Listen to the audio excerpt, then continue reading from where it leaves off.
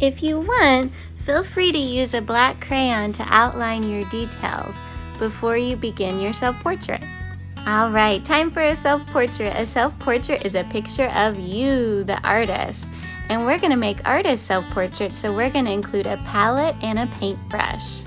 So first, let's sketch our self-portrait. So we know our head is an oval, so we're gonna do our best. Do you see how I'm using light sketchy lines until I figure out the shape I want to draw? So we're gonna cut out our self-portrait, so we don't want to draw stick people, because think about how hard it would be to cut out a stick person.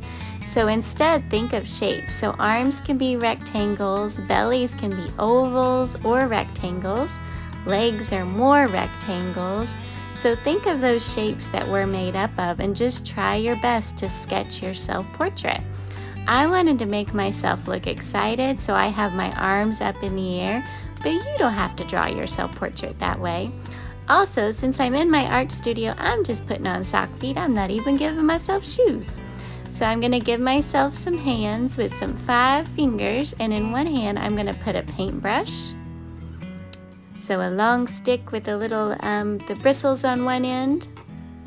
In the other hand, I'm gonna put a palette, which is a piece of wood with the artist squirt out their paint on so they can do lots of mixing, kind of like when you mixed in the lid of your watercolors.